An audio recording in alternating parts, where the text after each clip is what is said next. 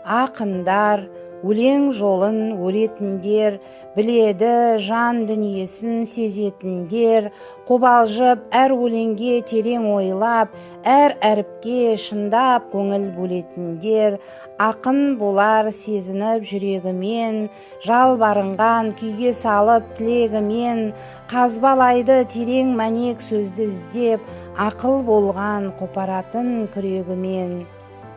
Жылайсың, керек болса өлеңдерге, баға болар жазылған көлемдерде, барса екен оқырмандар ойларының, шұңқыр болған тұңғиық тереңдерге.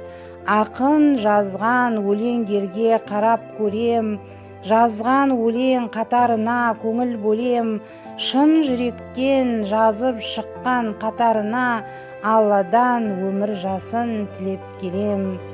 Аман болсын өлең сүйген мына қауым, болмасын саған қарсы мүлде жауың, тарихтардан орын алсын жазбаларың, қол жазбамен алтын сөздік көзін табың.